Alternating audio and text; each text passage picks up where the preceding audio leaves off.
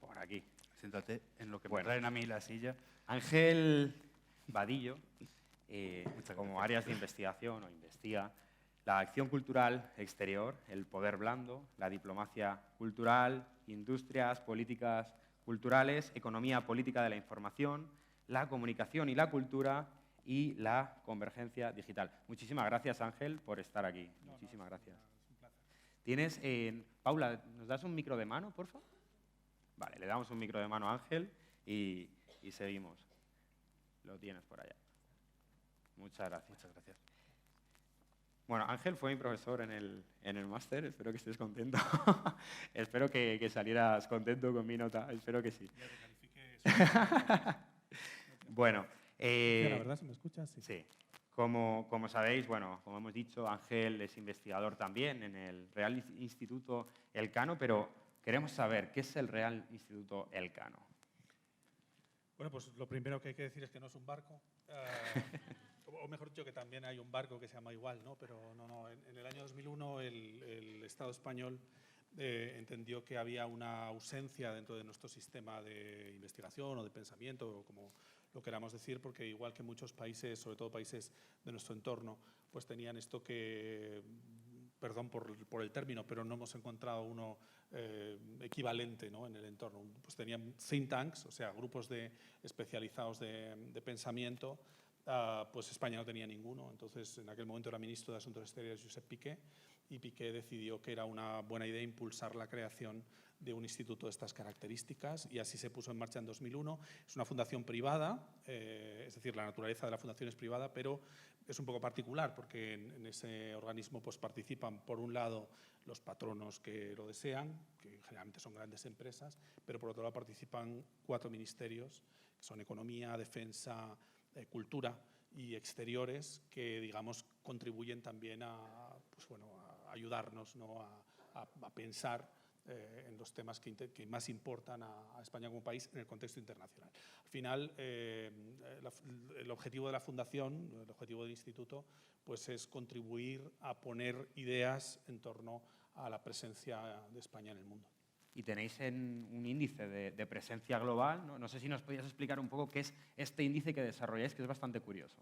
Sí, bueno, digamos que efectivamente una de las actividades que desarrollamos, y una de las más interesantes para todos nosotros, para los investigadores del instituto, es definir cómo están los países en el mundo, ¿no?, cómo están afuera, decimos a veces, ¿no? Y para esto pues medimos 3 grandes dimensiones, en 120 países. Medimos cómo es su presencia mundial en términos económicos, cómo es su presencia mundial en términos militares, y por último, cómo es su presencia soft, ¿no?, blanda o suave, ¿no? Y eso pues lo medimos con un montón de variables, pues desde las medallas olímpicas hasta las noticias que se publican en los medios sobre ellas, o la presencia cultural internacional, la ciencia, las patentes, etcétera. Toda la información que producimos desde un organismo así, ¿no?, construido desde el interés público, desde el interés de Estado, toda es de libre acceso, y por lo tanto también lo es este índice en el que medimos. Yo creo que ahora estamos midiendo desde el año 90 hasta acá, o sea, 30 años de presencia global de 120 países con, pues no sé, supongo que habrá unos 50 o 60 indicadores. Puede que el público se esté preguntando, ¿y esto qué tiene que ver con la industria cultural? Y entonces, en este sentido, yo que te quería hacer la siguiente pregunta. Has comentado que en ese instituto lo que analizáis son 3 poderes, ¿no? O 3, se podría... Eso es, 3 formas de presentarse el poder económico, el militar, y luego el poder blando. Sí. Entonces, ¿podrías comentar un poco el poder blando? Porque creo que esto sí tiene relación, ¿no?, más con la industria cultural. Claro, sí. Probablemente la mayor parte de la actividad de esto que llamamos soft power, o poder suave, o poder blando, pues efectivamente se proyecta a través de herramientas culturales, ¿no? Yo, siendo un poco políticamente incorrecto, suelo decir que el poder blando es lo que hacemos nosotros, a diferencia de los otros que hacen propaganda.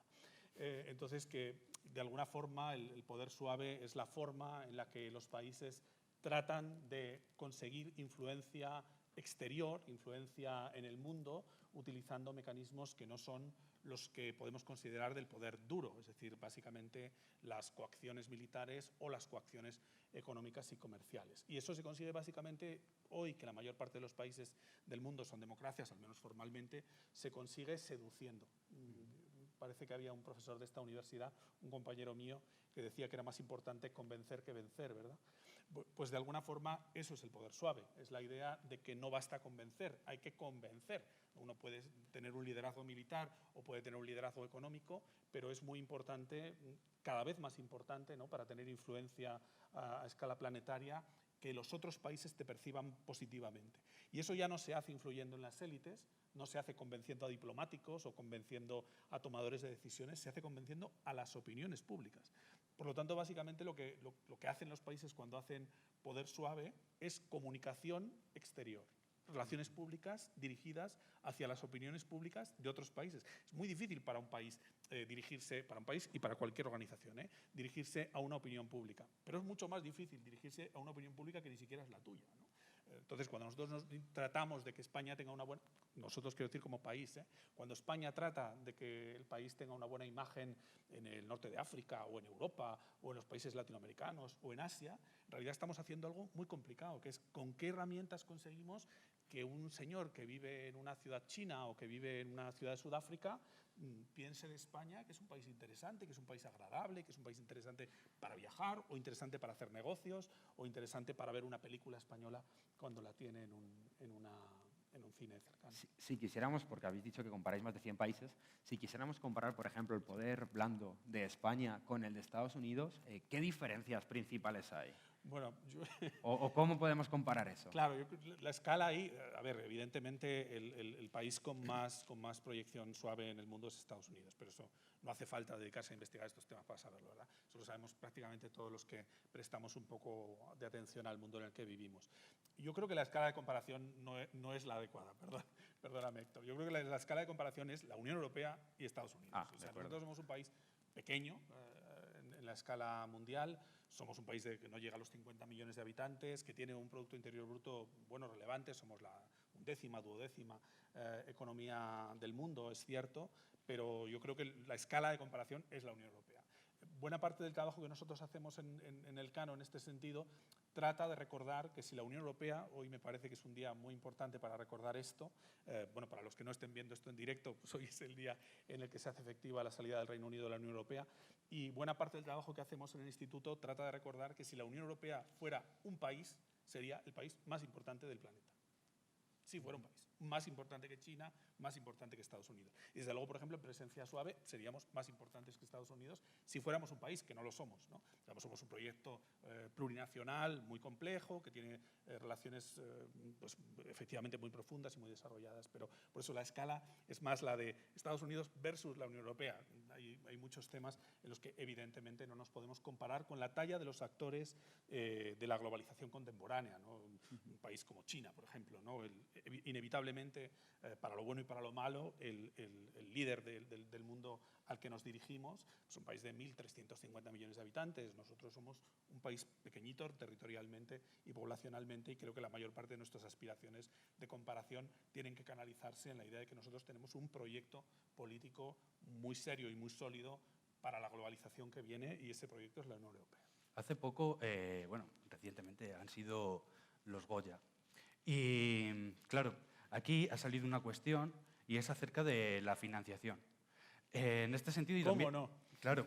Y en ese sentido también lo enlazo con la pregunta que te hacía Héctor, porque sí es cierto que los Oscars están posicionados, todo el mundo conocemos los Oscars, ¿no? Y claro, cuando uno está pensando en los modelos de financiación, que ahora mismo pues, se pone en cuestión, ¿no? De si se tienen que recibir subvenciones para hacer el cine, ¿no? Cuando estamos diciendo o estamos viendo que es un elemento fundamental del soft power. Y claro, haciendo una política comparada, la cantidad de dinero que invierte Estados Unidos en esa industria, pero claro, esa es la hegemónica. Pensemos en otro país, en Francia, ¿no? Otro país en ese tema. Eso es, donde tiene un cine que prácticamente no sale de ese país, pero sí se produce y sí se invierte, ¿no? Claro. Bueno, esa es una discusión muy larga y yo creo que además muy recurrente, ¿no? Cuando se habla del cine se suele hablar frecuentemente del dinero que nos gastamos en el cine. Bueno, los presupuestos generales del Estado, yo creo que la última ronda de financiación no llegó a los 50 millones de euros. O sea, la financiación del audiovisual, y pido disculpas porque estoy hablando de memoria si me baila algún número, pero la financiación del cine no es un problema en términos de cuánto se financia, ¿no? Probablemente lo que sí es un problema, y lo digo por supuesto con todo el respeto y con toda la prudencia con la que se puede decir algo así, es el modelo general de política cultural en España. Es decir, que por supuesto pues lo que dicen los fabricantes de videojuegos, por ejemplo, ¿no? Lo que dicen en su último libro blanco, en su último informe hace unos meses, pues es nosotros queremos subvenciones directas, ¿no? ¿Cuál es el criterio con el que le decimos a un productor de videojuegos? La industria cultural más importante del planeta en este momento mismo, sí. son los videojuegos, no es el cine, no es el editorial, son los videojuegos. ¿Con qué cara? Pues tú le dices desde el Ministerio de Cultura a los videojuegos que ellos no tienen derecho a subvención y que el cine sí, ¿no? Es decir, probablemente lo que nos hace falta es un modelo de política cultural mucho más definido, mucho más coherente. Y tú has dicho, bueno, es que Estados Unidos se gasta mucho dinero en cine. Sí, pero con una política cultural muy distinta, ¿no? Habéis lanzado una cantidad de ideas aquí y una cantidad de provocaciones, evidentemente, que a mí me bailaba el estómago, ¿no? Con todas las cosas que presentabais en los vídeos anteriores. Claro, ¿cómo se financia la cultura que no tiene público, la cultura que no está en el mercado capitalista, ¿no? Pues básicamente se financia pues, con acción pública, ¿no? En el caso del modelo europeo. Y sin embargo, en el caso del modelo estadounidense se financia básicamente a través del mecenado. Es decir, gracias a una agencia que recibe donaciones de personas privadas y de empresas que obtienen unos rendimientos fiscales no tan importantes, pero bueno, con ello, y esto se traslada pues, a que haya, no sé, ópera o danza o, digamos, esos sectores culturales que no tienen tanta llegada directa al mercado. Pero, insisto, como ven, ese es un tema que es muy complejo porque incide en algo como el gasto público, evidentemente, y además en cuestiones que parece que es fácil canalizar a través del gusto del público, ¿no? Al final, bueno, ¿por qué hay que financiar una película que no va a ver nadie? Por ejemplo, ¿no? Que es una pregunta pues, recurrente, ¿no? O un cine que no le interesa a nadie. Bueno, que no le interese al mercado hoy no significa que la película no sea muy relevante en 10 o en 15 o en 25 años, ¿no? Y sobre todo, si queremos financiar la cultura y la financiamos con el modelo francés, es decir, con el modelo de financiación directa, tenemos evidentemente que definir bien los mecanismos y hacerlo con una política cultural coherente, pero dentro de esos parámetros el éxito de público comercial inmediato no tiene por qué ser el vector central de esa decisión. Y en ese sentido, las nuevas tecnologías de consumo, sí. ¿Cómo ha afectado todo esto a la industria? Bueno, ese es uno de las grandes transformaciones. Yo diría que la gran transformación de los últimos 25 años es la transformación digital, que implica además la transformación de la circulación mundial del contenido en las redes, ¿no? Piensa que pues cuando yo era un chaval de 20 años y estudiaba aquí en esta ciudad, pues la prensa que podía leer era la que se compraba en el kiosco, la radio que podía escuchar era la radio local que se captaba en el aparato, o las películas que podía ver eran las que proyectaban las 2 o 3 salas de la ciudad, ¿no? Y hoy pues, todos somos perfectamente conscientes de que el consumo está mundializado, ¿no? Esto no significa que podamos ver contenidos de todo el mundo, significa que existe un alcance mundial para la gran producción hegemónica de contenidos que en nuestro entorno es Estados Unidos, ¿no? Es verdad, Estados Unidos es el referente, por ejemplo, en el audiovisual, pero pensar que India produce más cine que Estados Unidos, ¿no? O que en China el número de estrenos de Estados Unidos, de películas estadounidenses por año en China, creo que en el último acuerdo bilateral lo subieron a 12 películas estadounidenses.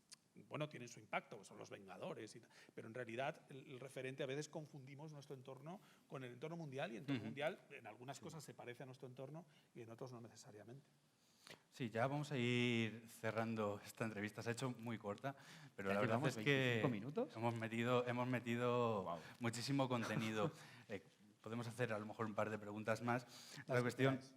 Claro, no sé si, como decías al principio, que medís el impacto, ¿no? Esto del índice global. Sí. No sé si también, en ese momento también lo que estáis estudiando, por ejemplo, se me ocurre en la industria musical, también para ir enlazando ya con la siguiente, es el hecho de de, claro, los sellos, la gran industria no musical con grandes sellos musicales y luego también el mercado que le queda a los sellos independientes. No sé si habéis hecho algún estudio relativo o si tienes algún... No en particular. No, en nuestro caso, bueno, el caso de la industria musical es un caso de un catacrack, ¿no? O sea, el efecto del digital, que muchos de las personas que nos acompañan o quienes nos escuchan o nos ven a través de Internet lo saben perfectamente, ¿no? El modo en el que ha cambiado el consumo musical es impresionante. Nuevamente voy a hablar de memoria, pero para que, en números redondos, yo no creo que en este momento la música grabada, porque hay otro sector que es el de la música en vivo, que ha cambiado también mucho en estos años, pero el sector de la música grabada ha pasado de facturar en el entorno de los 700 millones de euros en el año 2000 a facturar, no creo que hayan llegado a 250 millones este año. Es decir, es un sector que se ha dividido por 3, en un plazo de tiempo verdaderamente pequeño y a una velocidad pasmosa, con una pérdida de empleos impresionante y bueno, pues con ese cambio que ha supuesto, en primer lugar, evidentemente, la piratería, ¿no? O sea, el gran salto en todo esto es la aparición, los que tengan un poquito más de alguna cana más, como me pasa a mí, pues se acordarán de Napster, ¿no? Bueno, cuando aparece Napster empiezan a cambiar las reglas del juego y empieza a circular la música de una manera pues, casi mágica, ¿no? por la red. Pero bueno, esa magia es una magia muy perversa porque es la magia que hace que la gente no se compre los discos, ¿no? Y esto empieza a producir también una reducción, bueno, y hay los datos y algunos gráficos e informes que pueden encontrar fácilmente en Internet. La curva es impresionante, el modo en el que se desmorona la industria musical global. De hecho, pues en la literatura y en los estudios sobre la cuestión, pues en esos años estábamos hablando de las Big Five, ¿no? Y ahora hablamos de las Big Three, ¿no? De las 3 grandes, y lo de Big, bueno, con cuidado, ¿no? Porque digamos que, claro, el tamaño pues ya no es el que era, ¿no? Universal sigue siendo una empresa de cierto empaque, las otras 2 que tenéis en ese espacio, que son Warner y Sony, pues son 3 compañías que ya no tienen la importancia que tenían globalmente. Aunque la tecnología, aunque la tecnología también lo que hace es modificar el consumo, ¿no? Ya no solo la producción de música, sino también su consumo y por ahí también pues se llevan bastante dinero. Bueno, no, fíjate, se ve que no. Es decir, uno puede decir, bueno, la gente escucha la misma música, sí, pero la facturación de las compañías es de 250 millones. Y en esos 250 millones, me parece que en este momento en España está en torno al 70% el consumo digital respecto al consumo físico. O sea, ahí están las ventas de discos y lo que reenvían los streamers, ¿no? Los Spotify, los Deezer, los Pandora, los Tidal o quien sea, a los creadores y a las discográficas. Por lo tanto, es evidente que el cambio de modelo no ha mantenido el tamaño de la industria, por lo menos en términos de facturación económica. Decías, claro, los cambios del consumo, claro, es que hoy la mayor parte de la música se escucha en los móviles, con los auriculares, ¿no? Cuando pues hace 15 años, ¿no? La compra era básicamente la compra de un soporte que tenía la música, ¿no? Bueno, hoy el vinilo, como saben, ha renacido ligeramente. Los últimos datos en España también muestran que hay una cierta recuperación de la magia del vinilo, pero bueno, el 90% del consumo musical en España es consumo perdón, en Estados Unidos, España es un poquito menos, pero bueno, es consumo de streamers. Por cierto, eso no pasa en todos los países. Hay algunos países en los que se siguen vendiendo muchos discos, ¿eh?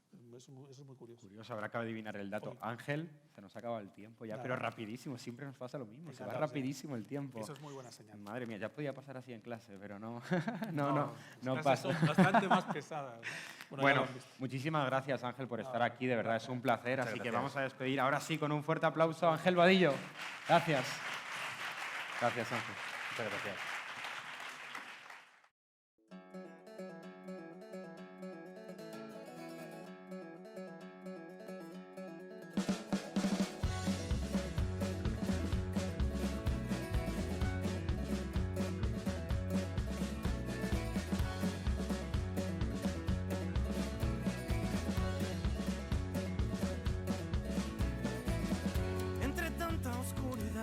Espirales de maldad, de codicia sin medida que aniquila la verdad. Se desangra la ciudad y los pueblos sufren más ante tanta hipocresía.